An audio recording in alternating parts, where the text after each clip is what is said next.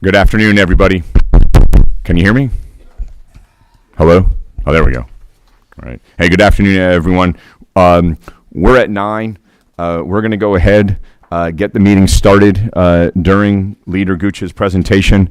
We will try to get the additional 3 here. In terms of what the agenda is right now for the committee, it is to hear from Leader Gooch and the substitute that he's bringing to this committee, and then allow for the members to have any questions, and then at that point we will do the will of the committee. Any questions from the committee at this time? If not, Leader Gooch, are you prepared? I believe I am. Ready to go? All right. Thank you, Chairman Jones and committee members. I appreciate your time today. We come before you presenting the substitute to Senate Bill 146. The LC number I believe you have in front of you is LC 3925S. You will probably recognize this bill because Chairman Jaspers had a similar bill earlier this session that you all passed.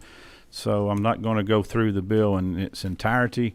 I will discuss the changes that were made to his bill in the Reg Industries Committee over in the Senate, and also the changes that will be in this bill that'll mirror those changes over in the Senate version. So just to give you a real quick recap of the bill, it sets up a framework and a structure for the EV industry that is evolving in our state and across the country. We're seeing a great deal of interest in electric vehicle sales, although only less than 1% of the cars on the road today are electric powered. We see that trend changing rapidly. We had a very extensive study committee that was conducted last year. Some of you were on that committee. We worked with the House and the Senate, and we traveled portions of the state listening to industry experts.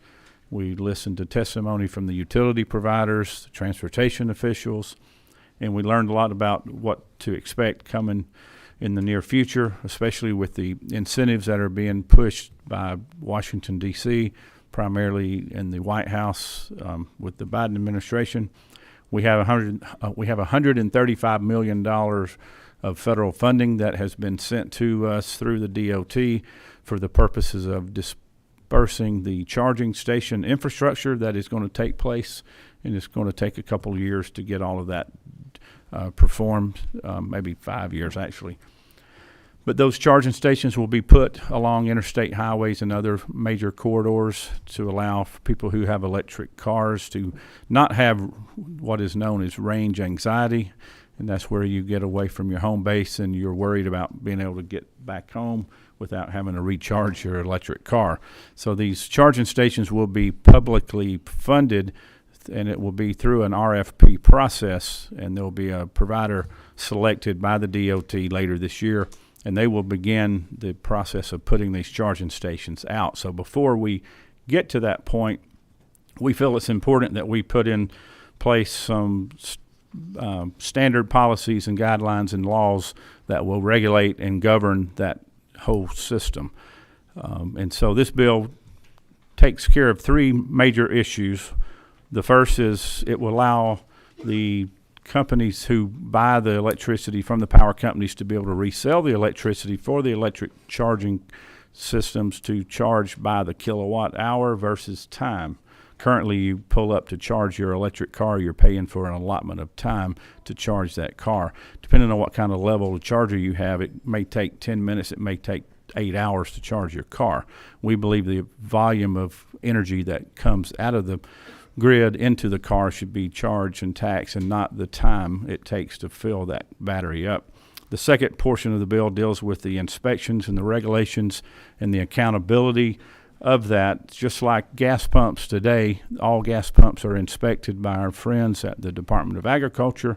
The Agriculture Commissioner has agreed to take on this role on behalf of the taxpayers of Georgia to ensure that the charging stations will be monitored, permitted, regulated, and the accuracy and the transparency will be there through his agency. The third portion of the bill deals with the tax rates that will apply to the use of the electric cars while using public roads in Georgia. We currently charge, as you all know, three different levels of taxes for motor fuel, whether that's gas or electric or gas or diesel. We currently charge approximately 30 cents per gallon for gasoline and about 35 cents a gallon for diesel fuel. There's a conversion rate in this bill that converts that energy for the electricity that will be used in the electric cars. And so we believe everyone using the road should pay the same price per gallon or per kilowatt or what have you to be create parity amongst all drivers using the roadway. So we have attempted to codify that language in this bill, and that will be at the latter part of the bill. So there were some changes, as I said earlier, from the original bill that we had also in Chairman Jasper's bill. So I will tell you what those changes are. Line 76, the definition of digital network is slightly altered as a suggestion from Ledge Council. The intent should remain the same as previous versions. That's primarily what we call the Tesla amendment that allows for the phones and the apps to be able to use their technology and not have a meter on the charging station per se, but to be able to transmit that information via their smartphones. Line 88 is the definition of residence. We believe that anyone that lives in a permanent residence should be able to have a charging station at their home and be able to charge and not have to pay the tax because they're paying a fee, an annual fee of about $215 or $216 a year for the electric car. So if you're paying the fee for your tag and you have a charging station at your home or your residence, then you would not be subject to the tax. The only time you would be subject to the tax is if you leave your home base, travel far enough away to where you needed electric recharging at a public charging station. At that point, you would pay the tax portion until you got back home, and then you could, of course, recharge your vehicle without being taxed at the home that you live in. So the definition of residence is altered a little bit. Given more time to look at the exemption, we were counseled to change that to allow for the multifamily portion to be included. So this would be any public multi-dwelling houses as well as a single-family residence. And it's the same definition as what we had in House Bill 170 back in 2015. So any location where the tenant is staying 30 days or longer, that would be qualified as their residence. So short-term stays like Airbnbs and VRBOs would not qualify as long-term stays. So therefore, they would be subject to the tax in that situation. Line 248 adds that an electric vehicle charging station inspector who is directly or indirectly interested in the manufacture or vending of an EV charging station shall be disqualified from providing inspector services until there's no longer a conflict. We put that conflict of interest in the language, so anyone working for the Department of Ag would not have a financial conflict if they were in the business of either manufacturing or vending any of the charging station equipment. If you go to line 318, we strike the sunset on the Consumer Price Index inflation measure for motor fuel tax rate. That's more housekeeping cleanup from GDOT. That was added to this bill as well. Lines 341 consolidates the gallonage equivalence ceiling to 9 kilowatts per hour. According to the Department of Revenue, to comply with the IFTA requirements, the state must have one rate to charge for motor fuel tax per power source. So we eliminated the diesel rate conversion for kilowatts per hour, and we went with a 9 kilowatt per hour number that was given to us by the Department of Revenue. Line 342 includes the hydrogen gallonage equivalence that was established in Chairman Jasper's bill in House Bill 486. And line 437 was the last change we made. It eliminates the CPI index inflation measure for the annual fee on electric, hydrogen, and propane-fueled vehicles. And so, again, that's cleanup language from GDOT. Mr. Chairman, that's all we had made changes to in the bill. I'm happy to take questions. Thank you, Mr. Leader. We do have a couple of questions, but before I do that, I was remiss.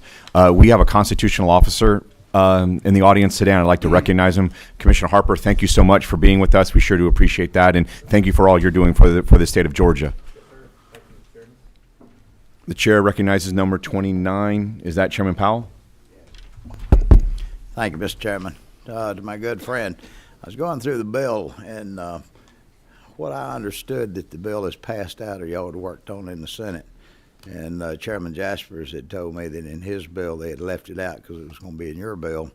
And that was the language that came out of Chairman Parsons' committee last year, and parts that had been discussed during the interim to the study committee. And that was the language that said that that the power companies, if they wanted to be into the EV charging business, they had to do so with an independent third-party subsidiary, an independent subsidiary. Yes. Is that language? I don't see that in this bill. It is in the bill. It's in section 1-1, part 1, so it should be on page 2 and 3, and it pertains to an agreement for the Georgia Power's community charging program.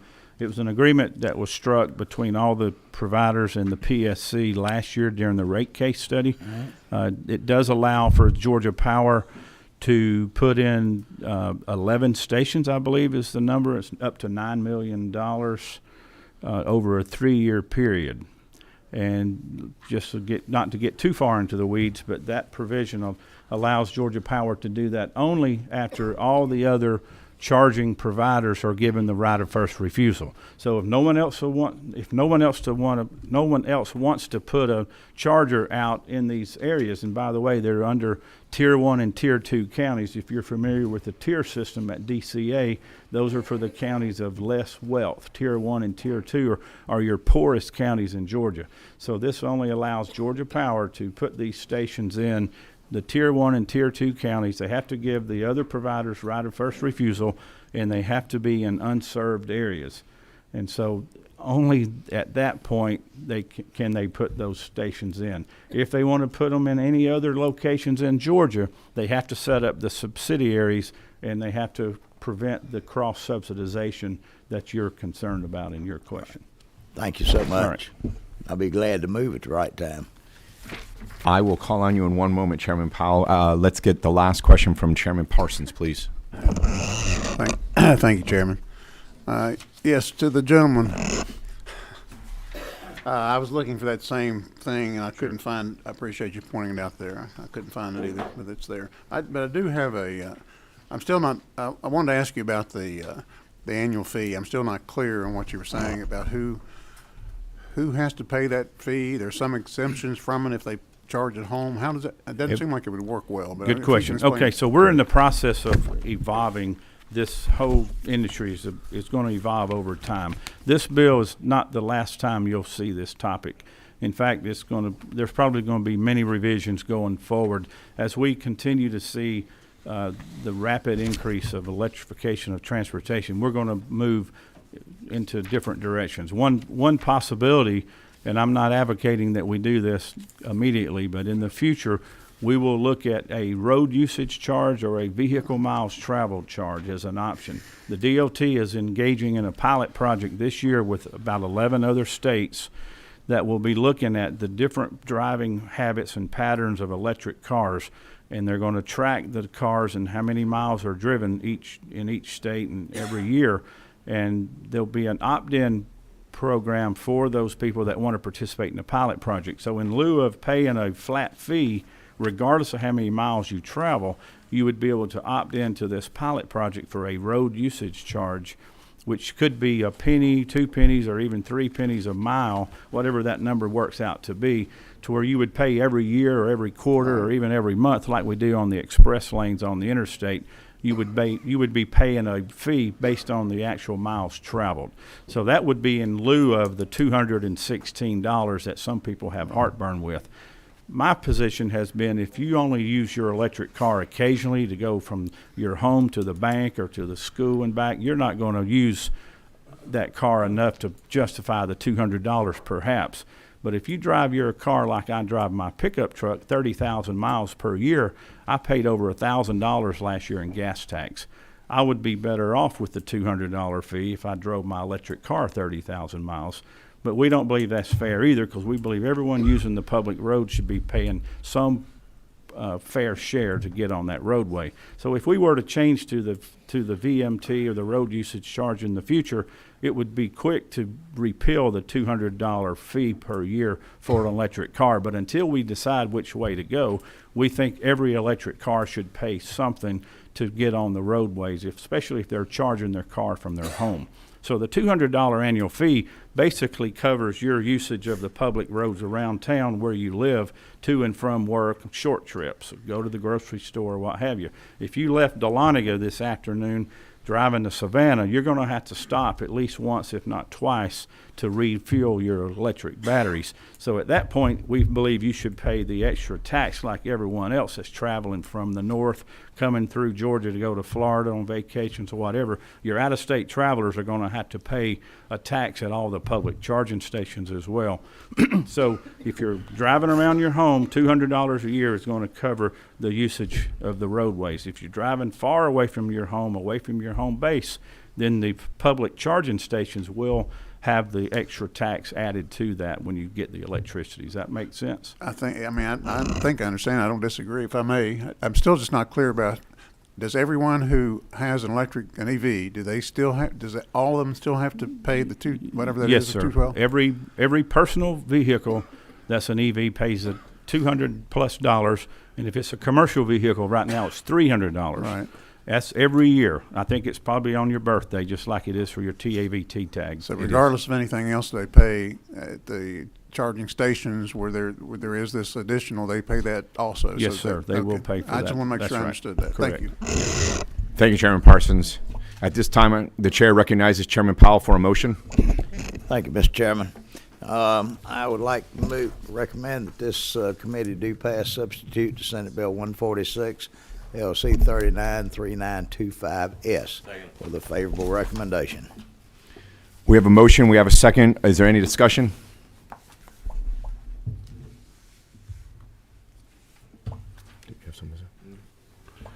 Not hearing any discussion. The chair then? We're good? Okay, all in favor, say aye. Aye. All opposed, like sign. Motion passes on the Thank you. rules. Appreciate it. Meeting's adjourned.